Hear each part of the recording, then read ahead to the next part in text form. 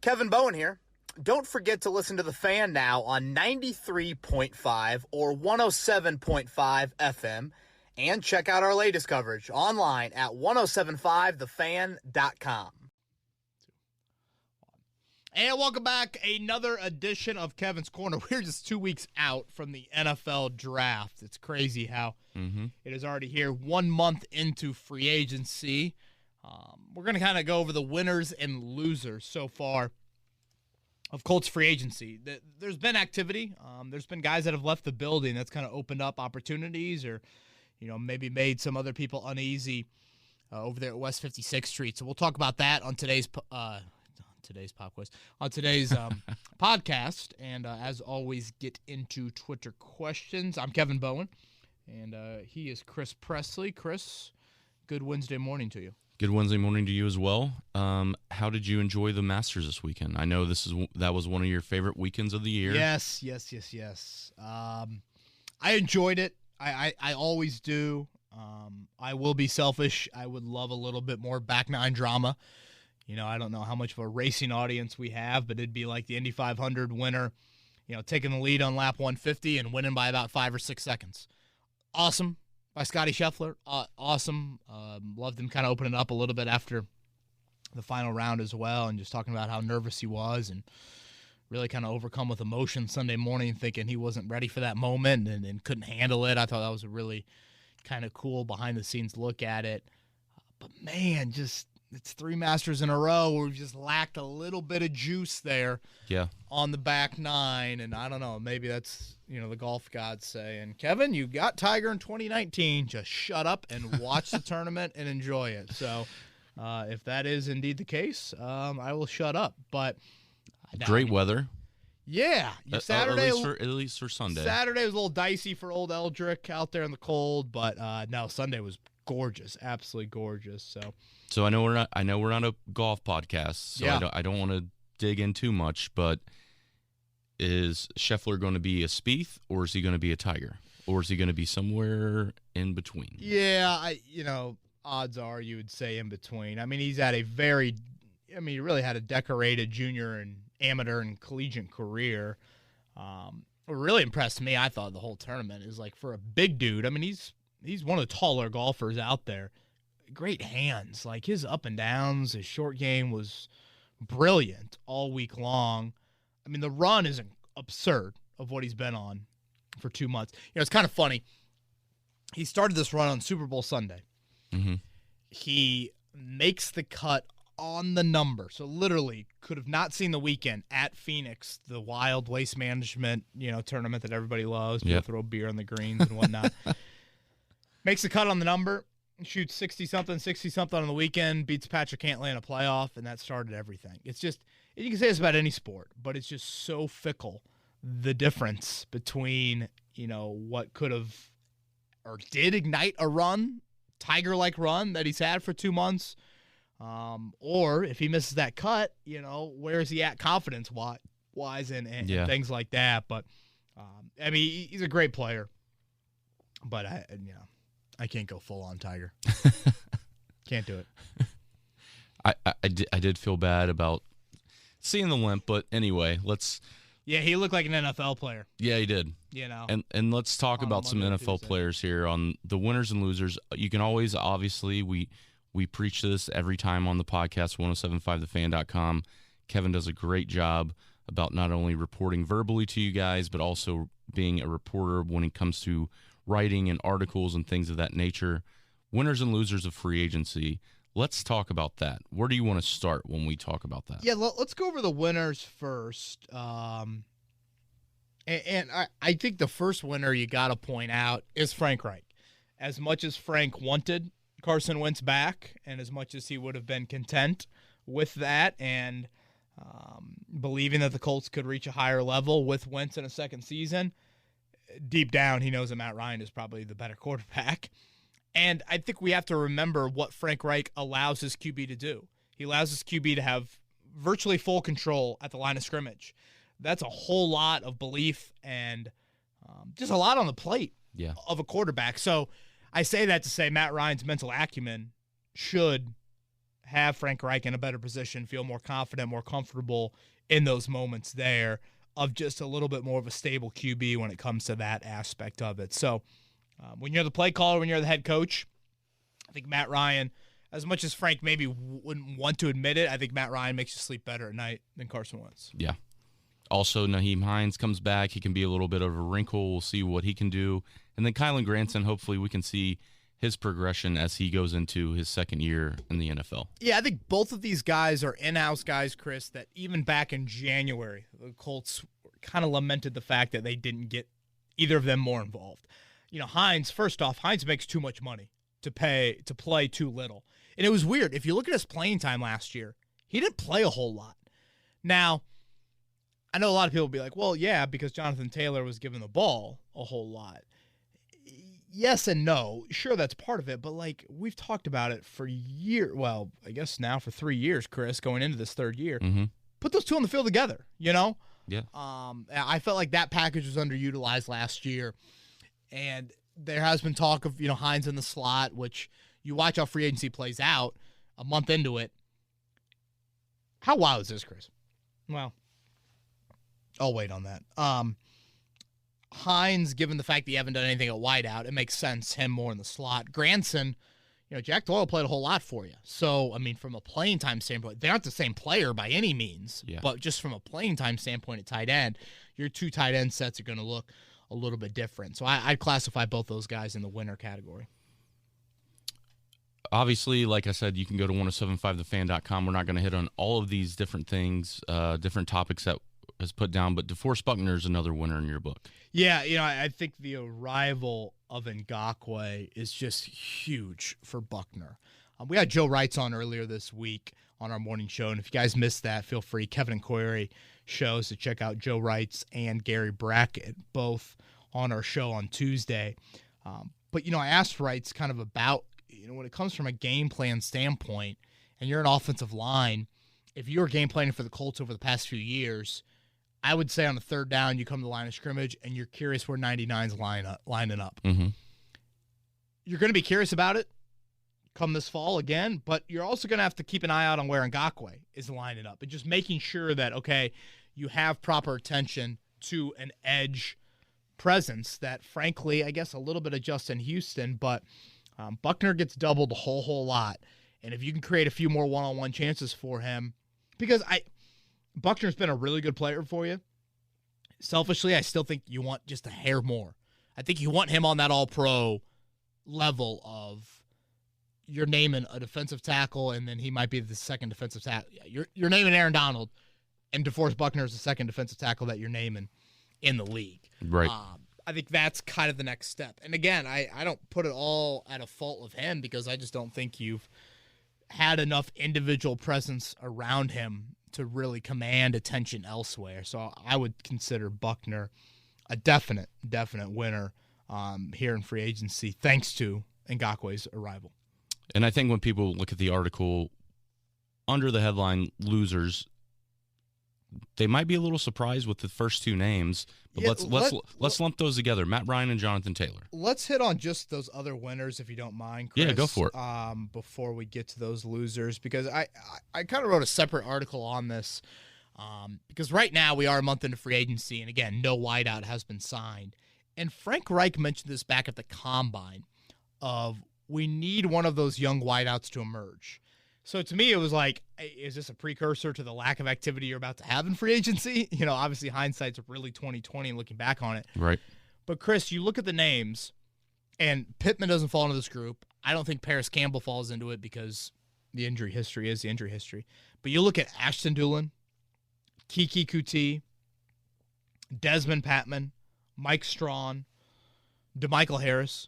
If you're the family members of those players, you need to be doing backflips around your homes because the Colts have done nothing at that position group. So your, children, sons, nephews, brothers, husbands, whatever you want to call it, they now have gone from, boy, I just hope, they make the team to, oh my gosh, they could be the number 3 wideout, number 4 playing a lot for you. So if you were these young wideouts, and again, Frank hinted at this back in February of like, we need one of those guys to emerge.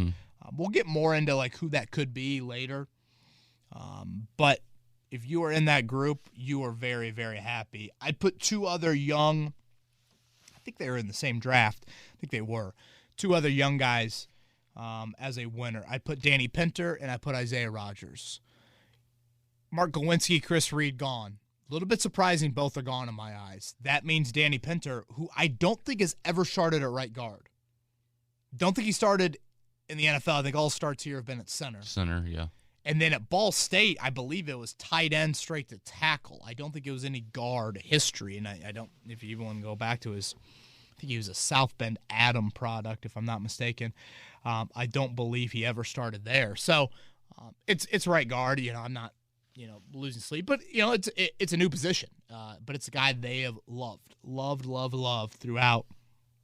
So you would think on paper right now, Danny Pinter's your starter at right guard. The other name would be Isaiah Rodgers. I mean, Chris, if you're going to go play football tomorrow and you're going to line up in a 3-cornerback group, who's next to Kenny Moore? Yeah, it's got to be Rodgers, right? I would say Rodgers, and I would say Brandon Faison. From a pure, again, 3-cornerback group. We're talking nickels. Right, So right. all of them would be on the field together. If you look at just from a pure playing time standpoint where you've lost the most, wideout is high on the list with T.Y. Hilton being a free agent, Zach Pascal going to the Eagles. I mean, what about corner? Rock Yassin. Right now, Xavier Rhodes and T.J. Carey remain free agents. You've lost a whole lot of playing time at corner. So a couple of day 3 picks. It's understandable why the Colts feel like they deserve this opportunity. Like, I don't want to doubt that. I get the Colts line of thinking here. It hurts your depth a little bit, just thrusting these guys into starting duties. But at the same time, I think both of them have shown flashes to say, all right, it's time to give them these chances. So those are who I would slot into the winner group. I know some people are like, what about Matt Pryor? I wanted to go with, no one they re-signed. Oh, yeah. So yeah, that makes sense. That's why I left him off there. I think everybody I have on this group was already under contract. So with Isaiah playing more on the field defensively, do you think his returns? Yeah. Do you think they limit what he does on special teams? That's a good question. I've thought that about Nyheim Hines over the years with punt return. Do you limit him a little bit? Now, granted, he didn't play a whole lot offensively, so it's kind of like, oh, boy, well, Hines' only chance to get a touch is a punt nowadays. Maybe a little bit. I mean, Rodgers, I think, has been an effective kick returner. I kind of like, I feel like too. he Yep. he gives you a little bit of hope and gives you a burst and some life back there. So, but man, if he's a full-time starter, especially too, Chris, like if you just come off of a 10, 11 play drive, do you throw him back there? It's a good question. I haven't given it too much thought. But yeah, that's probably a question to look into here with off-season program starting on Monday, which is crazy. Crazy that the off-season program starting on Monday. Yeah, we talked about it last week, the bell curve. We're now on the down slope, which is obviously one of our favorite times of the year, and we're going to get right back into it. Let's go to, in your article, there are losers. There are 3. Yeah. Let's hit on, you have Matt Ryan, Jonathan Taylor, and Reggie Wayne, which totally understandable, and I will let you explain why. Let's start with Matt Ryan, Chris. Matt Ryan gets traded here to the Colts. Can you imagine telling Matt Ryan, hey, Matt, welcome to Indy. We're going to go a full month, and we're not going to sign a single offensive free agent? Yeah. Can you imagine the look on Matt Ryan's face? He's like, I'm moving where? Yeah. Shit. Got a couple sons that, catch the ball in the backyard. Could they play for him? Not one. It's wild, to think any position. I'm not even talking wideout, or tight end, like an offensive lineman. It's just crazy that we are a month into this and not one. Certainly, Matt Ryan is going to welcome Jonathan Taylor, obviously. But when it comes to the weapon department, the wideout tight end group is probably one of the worst or the least proven in the NFL, or both, if you want to throw both of that in there.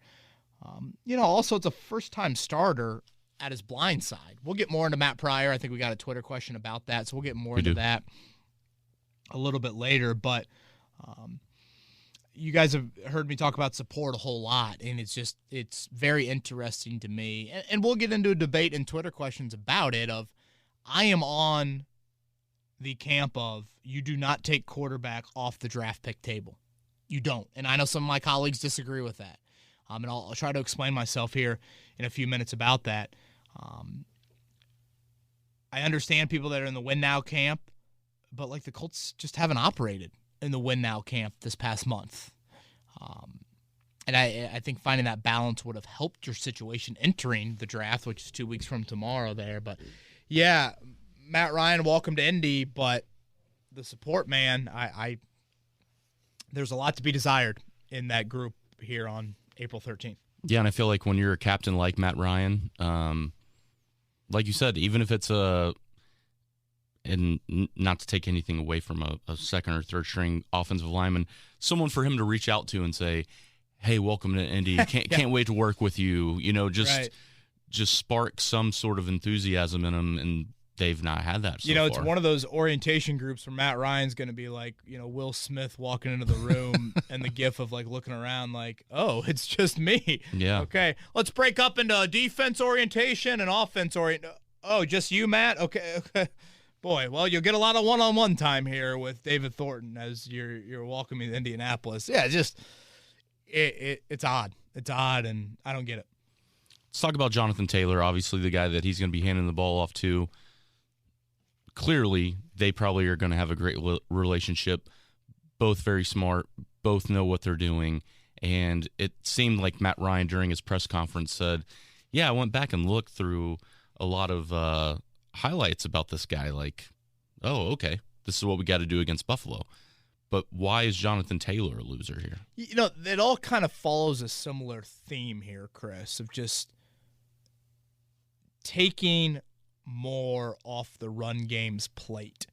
And I don't think you did that here or have done that so far with Taylor. Opposing defenses, I've talked about this with the Ngakoue thing. The thing I love about the trade for Yannick Ngakoue is this, Chris. Opposing offense coordinators on a Monday and Tuesday now sit there and think, man, we got ready for the Colts last year. The front four didn't have this guy at defensive end. Now we got to think a little bit more. Now we got to game plan a little bit more. Opposing defenses look at the Colts offense and they go back to their blueprint and they're like, oh man, we can still load the box just as much as we would like to with Taylor. There's no threat. So for Taylor, I feel bad for him because opposing defense is just going to say, screw it. Here's 8, here's 9, whatever. Good luck. That will be the approach. There are 2 new starters on the offensive line. I think you got to note that as well. And as much as Eric Fisher had issues in protection, he was a pretty good run blocker for you last year. So I do think you need to note that as well. So that's where I would slot Taylor into the loser category. Loser is a very strong term. We all have been on the playground and called somebody a loser. It's offensive. There's a reason you got in trouble for it, back in the day. So I know loser comes off as pretty aggressive, but, if I'm going to call people a winner, I can't be like people that might not be very pleased with how the offseason has operated. It's too politically correct. If I'm going to call somebody a winner, the other side's going to be a loser. So yeah, there are no participation trophies here on Kevin's Quarter. Right. This is not Rosie completing her swim lessons, which, let's just say, Carmel High School, not going to be recruiting Rosie Bowe to swim. Is she not a water bug? Boy, it was a yeah, it was a battle. She has plenty of years to learn and obviously lake houses and things to go to, so she will be just fine. Yeah, let's go to the last one. Reggie Wayne obviously coming back. Everyone excited to have this man and Hall of Famer back in the building. As we all would say, a Hall of Famer back in the building. And what can he do with this wide receiver core? At 43, can he suit up? Right. It was fun. I was out there on Monday, Chris, the local pro day. Was out there, and Reggie Wayne had his gloves on. I mean, he looked ready to go, getting ready to coach up the wideouts. Ty Freifogel from Indiana, David Bell not participating from Purdue. Jackson Anthrop had a really nice end to his career at Purdue as well. Yep, he's a little jitterbug as well. He can very kind of do a little everything. So it's one of those things. I walk into the Colts local pro day, and for those that don't know the parameters on it, basically think of if you played high school football within like a, I don't know, 100-ish mile radius of Indianapolis, you can attend the local pro day. If you went to IU, Purdue, Illinois was the other popular one. I think Notre Dame goes to the Bears or Lions pro day, so Notre Dame misses the cutoff there. Okay. But I'm walking in the pro day, I'm thinking, man, 32 teams around the league have this. Boy, did the Colts get the short end of the stick on their talent pool in their backyard. I get it, why the NFL does it. It's great PR. It's smart to do. There are some opportunities for guys from Marion or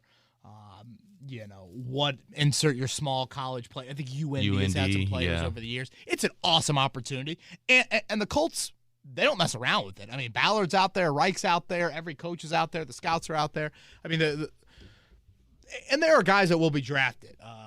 Sterling Weatherford, a safety from Hamilton Heights, played at Man of Ohio. He'll probably be drafted. A Ben Davis kid who played at Minnesota. He'll probably get drafted. I mentioned Bell and Micah McFadden from IU. Karlaftis wasn't there, which I don't blame him. He's going to be a first-round pick probably. But anyways, I'm just sitting there looking at it being like, boy, I think if I walked into the Dolphins one, I think if I walked into the Falcons one, I think if I walked into the Rams or Chargers, Texans, Cowboys, it might look a little different than the old Indy local pro day looks. But nonetheless, watching Reggie Wayne out there just kind of was a reminder of like, oh, wow, Reggie Wayne is the wide receivers coach. It was a reminder of that. For a first-year NFL coach, you're certainly giving him a cupboard that it's probably time to go on a grocery run, Reg. There's not a lot of stock in that cupboard there for Reggie. So that is where I would consider it kind of a loser offseason for him. It's a lot of development. He's going to need a lot of hands-on. And, again, you're doing it with a wideout group that has to get used to a new quarterback as well, which is kind of another layer to this. So, we'll see what happens in the draft, which obviously, you'd expect wideout to be an early pick. And I would say this for any position, Chris. Is the hit rate in the NFL probably a little bit higher than the NBA? Without a doubt. I think you see a little bit more of a success rate in the NFL than the NBA when it comes to draft. It's still a crapshoot. It's still difficult to get the hit. You see misses in the top 10. Certainly. But when your first pick is 42 and then your next pick is 73, again, the hit rate drops. And Chris Ballard had said this quite often. There are a lot of wideouts that now get drafted and get graded in NFL drafts. That's how the game has evolved and the 7-on-7 nature and all of that. Mm-hmm. But just because there's more there doesn't mean that there's, it's easier to find instant impact from that group. That is not the case. It has not been easier. And Ballard said that. It's not a guarantee just because there's more of them that you find instant impact day one. I mean, Michael Pittman had an injury as a rookie, but even when he was healthy, it's not like he took the NFL by storm. Sure, you find some guys that do have early impacts, Justin Jefferson, Jamar Chase, but there are also some slower processes with that sort of position there, particularly when you are drafting a little bit later. So I think that's something as a reminder. So, yeah, just some winners and losers. At this point in the offseason, Chris, 20-ish million. We see the Colts make some signings. Rodney McLeod, Brandon King. When they signed Brandon King, I'm thinking, wait, isn't he calling South Bend Cubs games? Shout out to our friend Brendan. I thought that was Brendan King. You guys have heard on this podcast, and certainly he's up with the 10 caps this weekend, I'm pretty sure. Airwaves. Yeah, what is he? Are they playing in Fort Wayne, or is he broadcasting 10 cap games?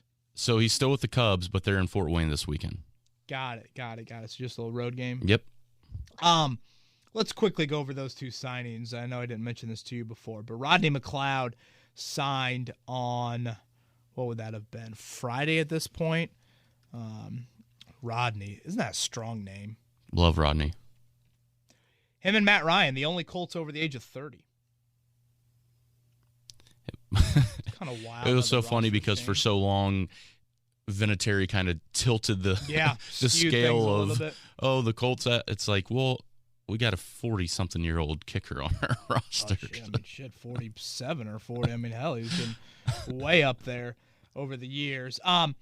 I look at the McLeod signing as this: quarterback of the secondary, veteran voice back there. Think Mike Mitchell, think Mike Adams. I think it's always an important thing to have. It seems like the Colts secondary has always been really youthful, and you probably could say that about a lot of teams around the league with the defensive backs. But he's got over 120 starts in his career. He started pretty much. He's been durable pretty much since 2013. He's been a starter. I know he tore his ACL a few years ago, but for the most part, he's been durable around that.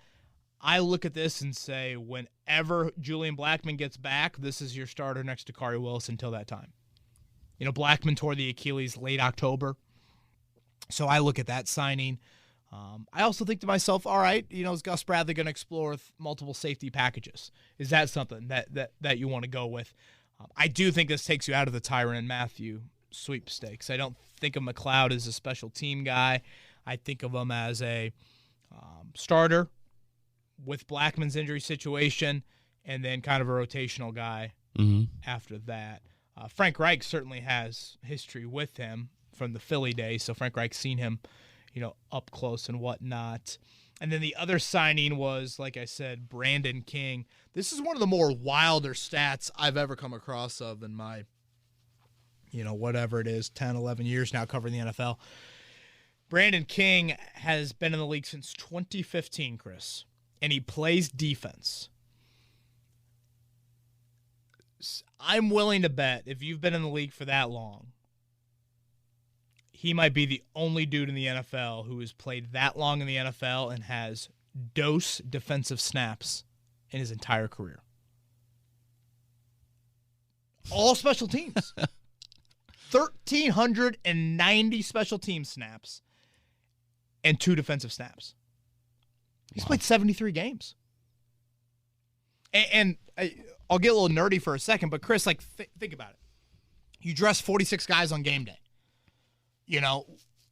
If you dress on the defensive side of the ball, you rotate in defense more than you on offense. Correct. There is a good chance you're going to get into the football game, period. Certainly, over 73 games, there's probably a good chance where how many times have the Colts lost 2 defensive backs in the first half, and you hear, the broadcast crew, well, they're down to their last corner. They're down to their last safety, and you kind of get in scramble mode of how has that never happened to Brandon King?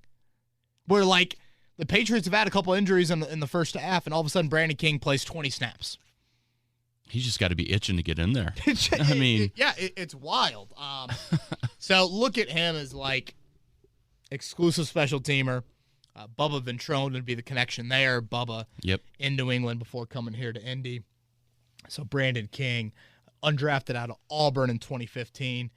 Look at him as a special teamer. Would you like to jump to Twitter questions? Yes. Thank you for letting me throw in those for sure. signings.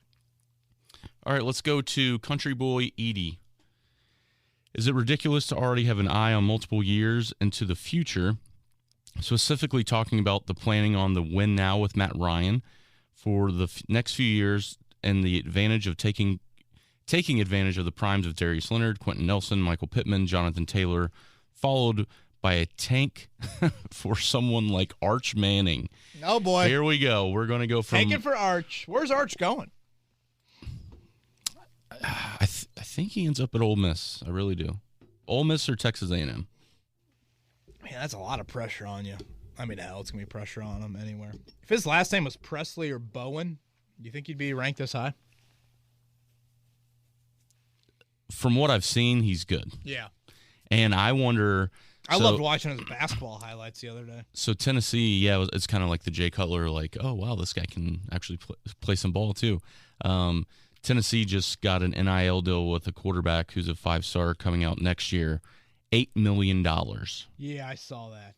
Is what they're paying. He was wearing pajamas or something and something. So if he's getting $8 million, maybe you're tanking for him, right? What are you doing for Arch Manning? Yeah, could you imagine how much money that kid's going to produce for school? It's a great point. Country Boy Eddie, I appreciate the question here. The debate, win now versus Matt Ryan. Right. What do you do at quarterback? To me, when you don't have the answer, or the answer is 37 years old, which I think Matt Ryan turns 37 here in a couple weeks, quarterback is never off the table. Can't be off the table. If you look at the last decade, Chris, in the second round, there's been a few more hits at quarterback than I think you would initially think. I'm not acting like it's a gold mine. I'm not acting like the success rate is 80 or 90%. But the hit rate has been a little bit closer to 50-50 than I think a lot of people would believe there. My questions are kind of this. You have to win now, you have to support Matt Ryan. If that was the goal, if that was the focus, you just wasted a month of the offseason. There's no guarantee that Reggie Wayne did not come in and impact the NFL day one. There's no guarantee that you draft this dude at 42 overall, Christian Watson, Sky Moore, whoever, and he's going to come in here and instantly impact things. Hell, there's a maybe better than 50-50 chance by the time he becomes a real impactful guy in the NFL, Matt Ryan is gone. Matt Ryan has retired. Yeah, true. I don't want to see the Colts screwed at quarterback like they were screwed and still are screwed post Anthony Costanzo at left tackle, post Phillip Rivers at quarterback. In both those cases, you thought Costanzo was going to play longer than he did. You thought Rivers was going to play longer than he did. And now here we are, Chris, 3 years removed from both of those, two? I don't know. And you're still searching for the answers there. I know Matt Ryan has said he wants to play, long, and the contract situation is there. His family situation is not the same as Rivers. I get all that. But that position, I think, means way too much to not have some passing of the torch to be there. Also, don't you want to kind of get a QB in here to be a sponge with Matt Ryan? Isn't that part of the appeal with him as well? I think you got to factor that in there.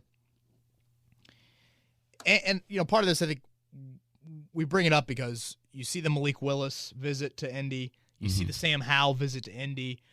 The Colts have not done this in past years. And, Jake Query, our morning show co-host with me, has kind of been like, well, could this be a smokescreen? I don't think so, Chris. Top 30 visits. You get 30 visits with draft prospects to your own city. So think of it like an official recruiting visit. Right. That you bring that player to your building. It's not like going to a pro day. I see all these reports about Colts represented at, the North Dakota State Pro Day. Well, no shit. If you're the area scout in the Plains, you're showing up to those pro days. What else are you doing? Right. It's your job to show up to those pro days. The top 30 visits are a little different for me. Do you really want to try and be like smoke and mirrors and be like, watch this, we're going to bring in a quarterback, and they're going to think we're trading up, and now they're going to do something differently? That's a little bit too chess matchy for me. Yeah, you're doing your due diligence at that point. You're doing some real homework here on these top 30 guys. Right. And I get it, and it makes sense for me. Again, Ballard said back in January, sometimes you can't always get short-term and long-term solved in the same roster move. But that doesn't mean that you only do one or the other. Like, sometimes you could try and do both, and I think that would be this.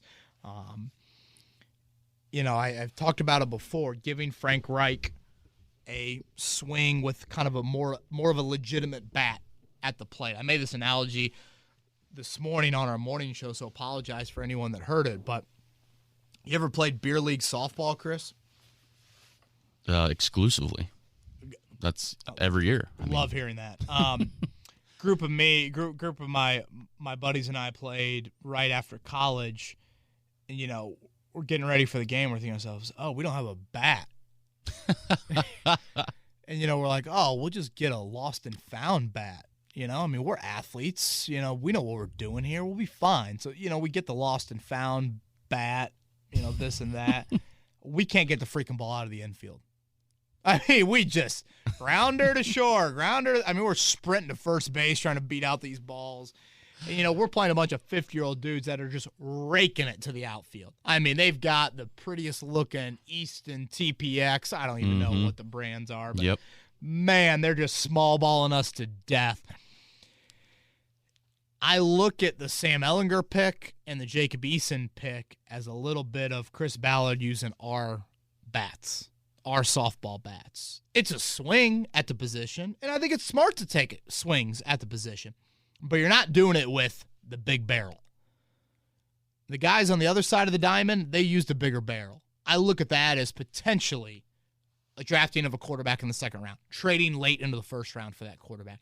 At some point, you do need to swing with a bigger barrel. I'm fine with swinging, period, because that position means so much. So I will never view Ehlinger and Eason as wasted draft picks.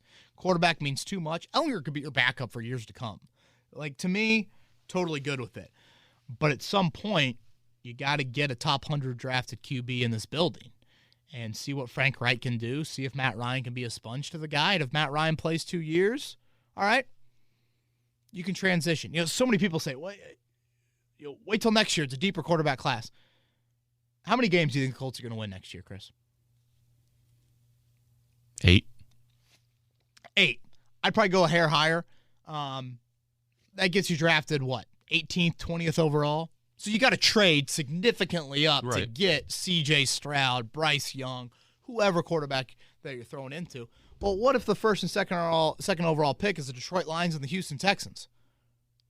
I think those two teams are probably going to want C.J. Stroud and Bryce Young. Exactly, yep. So just banking on next year's draft, assuming that you can do that next year, is not a guarantee. And as much as we believe Matt Ryan will play, what if he falls off a little bit? Then you're sitting there thinking, oh, man, do we want to run it back with him for another year? These are all the questions that go through my crazy mind with this scenario. The moral is this. I'm not saying that you need to or necessarily have to draft a quarterback, but don't take it off the board. Do not take it off the board. I get win now. You had a month to do a lot of win now moves, and you decided to forego that offensively. So that idea is virtually out the window for me at this point. You can't rely on the draft to immediately hit the doubles and the triples or whatever.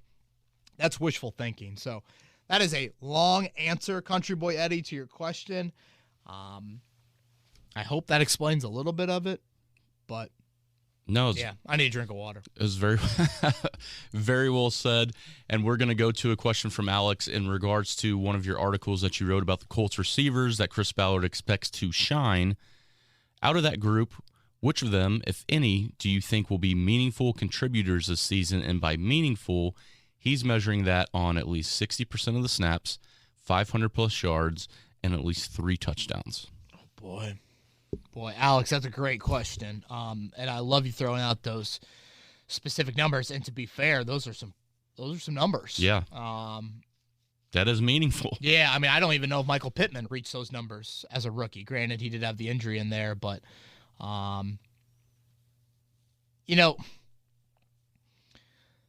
let's start with Campbell. It's just crazy, Chris, that in my mind with Campbell, I think he has had flashes. That's how I view Paris Campbell. But then I look at his raw numbers, and I'm like, oh, boy, those don't really back me up. Dude's played 15 games, so pretty much a full season, and he's got 360 total yards of receiving. And the yards after catch number is so small. So, even if Campbell's healthy, it's kind of, and maybe the stop and go is, hurt some of that and just a lack of practice time and all that. But then you go to Kiki Kuti, who has the most decorated resume of any of the other wideouts on your roster. Chris, he gives Paris a run for his money with his health. Right. And he always killed the Colts too. And it seems like those are the only games he's healthy for. It's like, yeah, Kuti's got a hamstring injury. We'll see if he can play. And then all of a sudden it's like, 8 for 95 against the Colts or 11 for 115. So, again, I can't really – Kuti and Campbell both fall in the injury boat. So, if I had to pick one, it'd probably be Doolin. But, again, you're projecting a little bit there. The guy's played over 40 games in his career, and he's never had more than 2 catches in a game. You see this Lane Kiffin prom photo? I heard about it. Wasn't it with a bunch of the young ladies from one of the high schools. Yeah, jeez. But I heard he reposted with also their prom dates with all the guys. Okay. Well, so he tried to make up for it a little bit there. Good on Lane there for going both sides of the plate. You get an NFL owner or whatever, hire Lane Kiffin again. The funny thing is, it would be the Raiders. Yeah, probably would be. If there was any team that would do it again, it would probably be the Raiders. Going back there. The other two names at wideout would be Desmond Patman and Mike Strawn. Yeah. Those would be the two. And even with them, it's what I think, and this goes back to kind of the Frank Wright comment about I think one of those guys will emerge. It's interesting to me, Chris, because it's not like Mo Alley Cox has had a month-long run in his NFL career where it's like, wow, that dude can be a number one tight end. Like, he's had that, I think, a couple of different seasons in his career. You can't say that about any of these wideouts. Campbell's been health. Coutille's been health. Patman and Strawn, Patman's had 2 catches in 2 years. Right. Strawn plays week 1 and week 2, and then it's like, he's gone. So clearly, he did something wrong. And then Doolin, it's been mostly special teams. So it's not even like, I guess going back to your Scotty Scheffler comment earlier, it's not even like you have a Scotty Scheffler here where it's like this month run where it's just like, whoa, or this multi-game run where it's like, man, if we just gave that guy more of an opportunity, he could do it. You're really projecting some of these guys. So I'll go with Doolin. Strawn is just kind of so selective to me. It might not be 60% of the snaps, 500 yards. It might be like 5 touchdowns because I think he can bring you that big body in the red zone. But Alex, based off of your parameters, and I don't bet on injuries because I lose enough money gambling that I'm not going to do that, I will go with Ashton Doolin. From Wake Spike, do you think that we trade back this year for picks to help get a quarterback next year? And secondly, what will be the most unexpected position that we draft someone at this year? I like both these questions. Yeah. I like them a lot. Do you think we're going to trade back for picks this year? Chris, I was looking at like one of those draft capital charts. Uh-huh.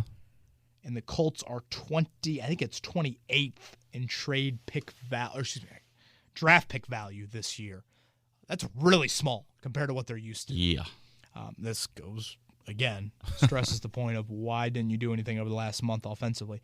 Having said that, knowing Chris Ballard's MO, you would feel like trading back would make sense.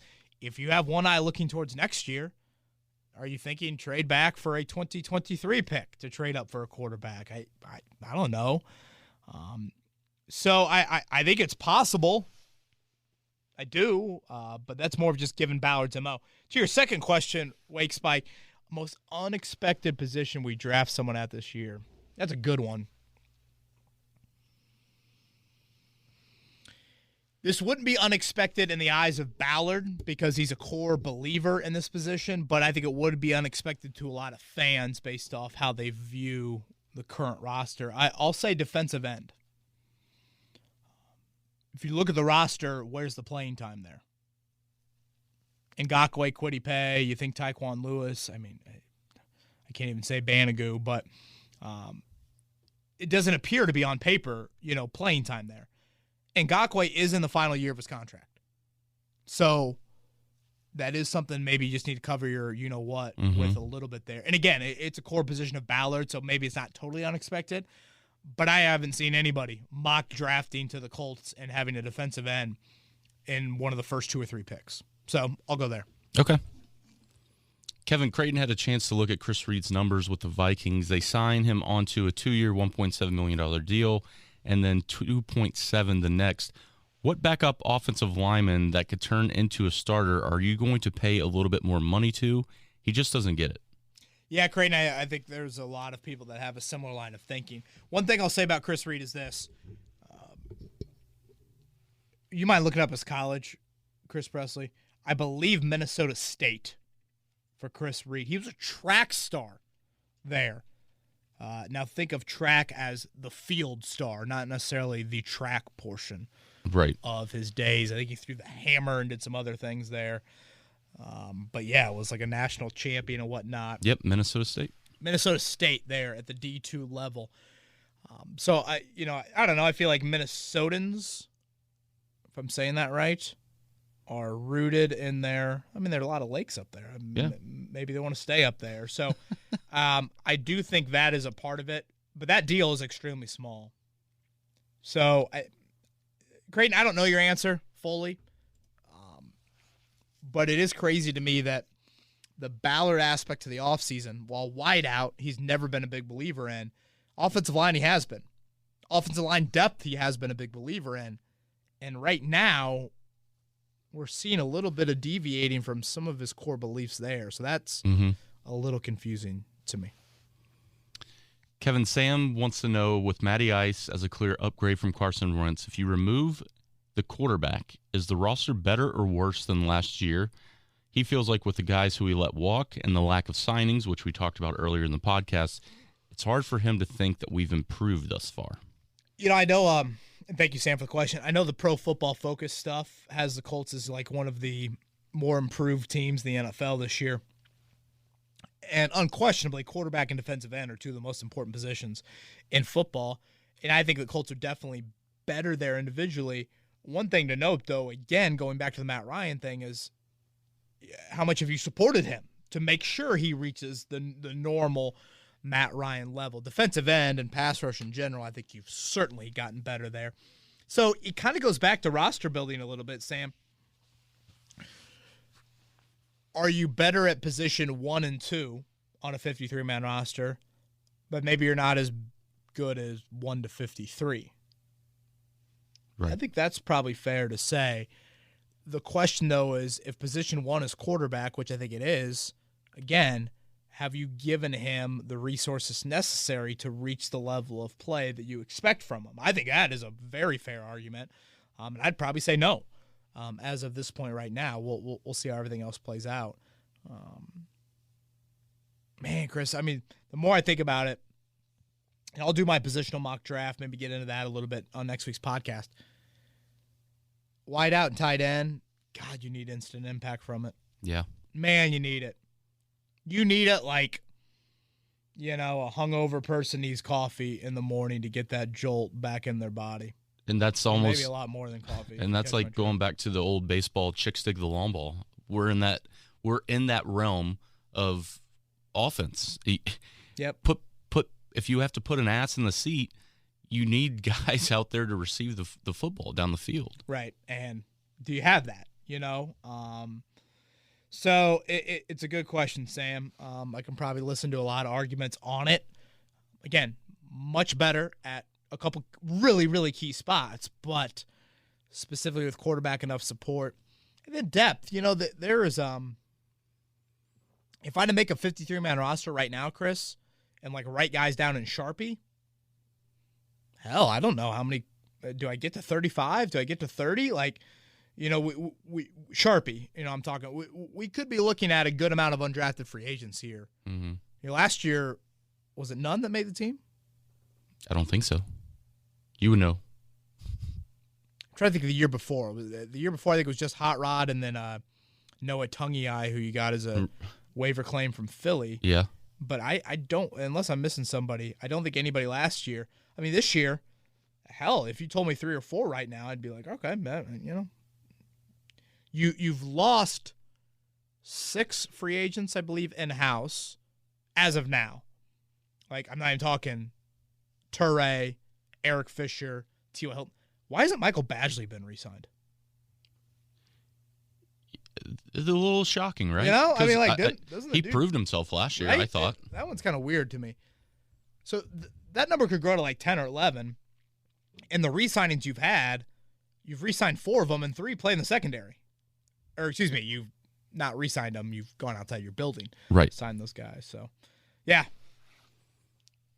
Okay, we got a question from Steve. We got 4 more. Truly enjoys your reporting, Kevin. Would like to know if you can provide him any update on T.Y. Hilton. We obviously just talked about wide receivers. Thinks it would be a shame to see him in any other jersey, which I think most Colts fans would agree.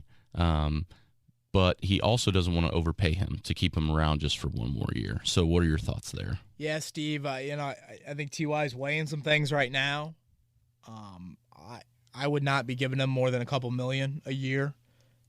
You know, I've always thought this about wideout entering the offseason. You got to act like T.Y. Hilton and Paris Campbell aren't on your roster. Technically, T.Y. is not on your roster. Correct. Now they haven't operated in that. You know, with Campbell. The thing about veterans right now in free agency, Chris, things can get real quiet. You know, there's the compensatory pick cutoff, which I think is coming up here, of like, if you wait and sign guys after that date, it doesn't count against the compensatory pick formula.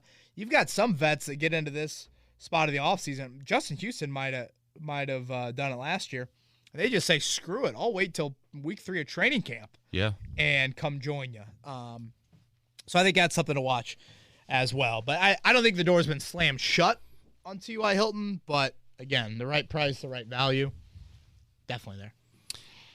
Kevin, is it fair to say that Frank Reich isn't the best talent evaluator, but rather a good talent maximizer? It seems to Logan that he chooses to acquire people on the roster such as Carson Wentz, Kylan Granson, Paris Campbell that don't necessarily seem to pan out, which I don't think that's fair to say yet about Granson.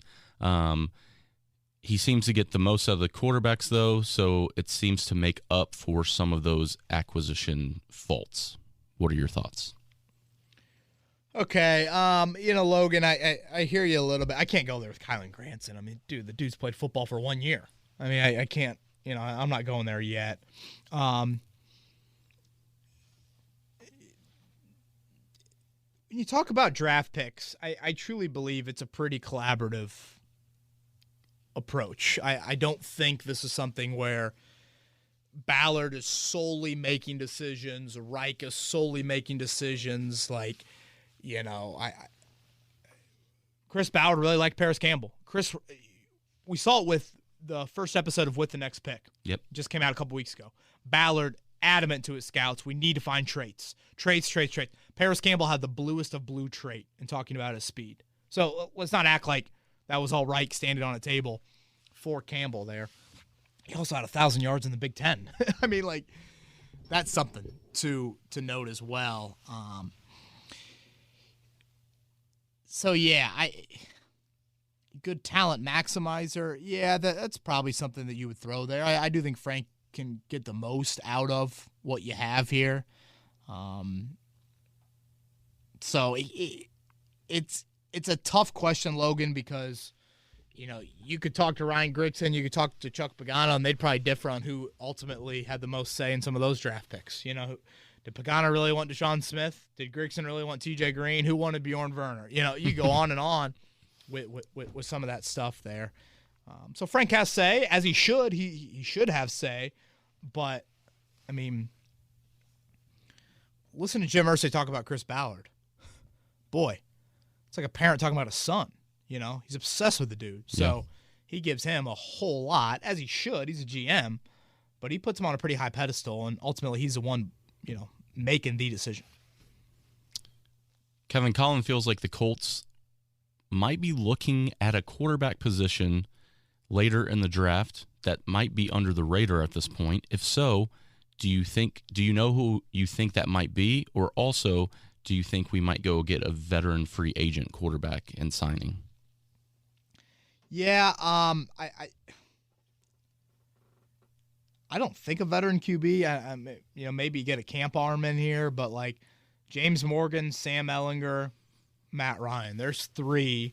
Maybe you draft one, but outside of that, does Brett Hundley qualify? Like that type of training camp signing there. Maybe they do. Like, to me, I'm kind of done with the mindset of throw a dart at 5th or 6th round QB. Like, I'd rather see if you're going to make the quarterback investment, make it a little earlier in the draft. Mm-hmm. I know a lot of people disagree with that. I've kind of explained that thinking already, but veteran mindset, I don't know. There's some names out there, but they clearly were content with Sam Ehlinger being their backup last year. Right. I would assume they would be more than content with him being the backup this year.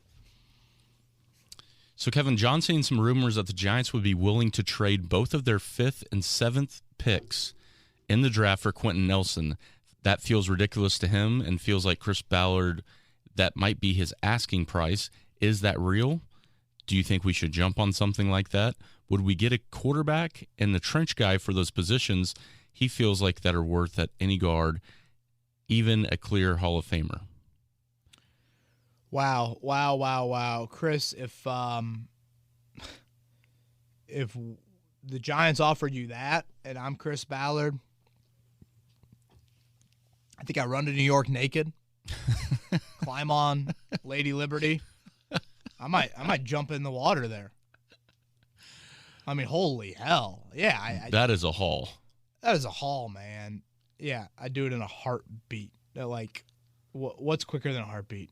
Those drag racers? Yeah. I don't even know. Is it still Lucas Oil Speedway? Yeah, something like that. Like, yes. All caps lock, the biggest font you can find. Yes. Neon lights. You're in a club.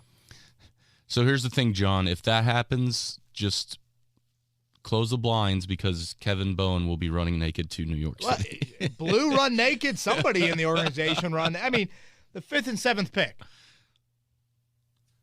Right. You know, at 5th overall, draft whoever the hell you want. At 7th overall, trade back, take a guard. I don't know. Draft Malik Willis. Gosh, I don't even want to think about the possibilities with that because it's so unrealistic to me. And it gets me to, not good for my health to think about it. Thank you for the question, John. Last one comes from Bryce. Kevin, he wants to know why we didn't see speed guys like DeMichael Harris, J.J. Nelson, Kiki Kuti get a chance to contribute more on the offense last season. Felt like Harris looked like a playmaker at times when he was able to get out there, but he didn't see a single snap all year. Yeah, Bryce, it's a good question. The Harris one, was there an injury involved there? I'd have to go back and look. I think he played like 2 offensive snaps all year because I did think he had a little bit of flash when his name has been called before. You know, when Campbell was gone, to me, I thought to myself, okay, are they going to go Kuti in that spot for the slot? Are they going to go Hines? Like, they didn't really do that. So it was kind of interesting how they didn't really go with the exact skill set that you thought. It was just like more Pascal, more Hilton, more Pittman. I don't know. I thought you could have got a little bit more slot skill set there. J.J. Nelson, I thought, got hurt. I could be wrong on that, Bryce. But Harris is still on the roster. For those that missed it, I posted something on one of these wideouts to emerge. That's up on 1075thefan.com. And if you missed it, just message me and I can send you the link. Actually, Kevin, we got another international question here for the last one on the podcast. It's a good one to close on. From Henrik, he wants to know anything about Chris Ballard and his trust with Matt Pryor. Do you think that we could potentially take a left tackle in the 42nd pick? Also, he wants to say thank you for the Greatest Colts podcast, and he wishes you and your family a happy Easter. Henrik! Thank you for that. That means a lot. Happy Easter to you and everyone out there celebrating this weekend. We'll see how Rosie Bowe does in the egg hunt. Oh, yeah, that's right. Yeah, that should be an interesting sight. We've got her a Peppa Pig pig, so hopefully she's not listening to this, or else she will know what she's getting. Give it to me one more time. Left tackle at 42. Left tackle at 42. What are your thoughts there? Not off the board at all. You know, part of me kind of likes this. Left tackle 42. Have Matt Pryor start at right guard, and Danny Pinter's your utility lineman in the interior. Similar to quarterback, it can't be off the board. It just, the position means too much. Matt Pryor isn't a guarantee. Joe writes, and Joe admits this in the interview, that, you know, he probably falls a little bit more on the Homer bandwagon as a fan, but I thought he had some really good insight as a former offensive lineman, former left tackle, on Matt Pryor. You know, I said to Joe, I always, again, go off the Joe quote about offensive linemen are made, left tackles are born. It's pretty rare in today's NFL for a team to entrust left tackle to a guy that didn't play there in college and has 2 starts there in the NFL. So I would not, even if like that tackle, let's say for some reason, Chris, that you hit on Matt Pryor and he is left tackle, it's still, I think, important to have a tackle that, you know, again, can kind of be a swing player for you.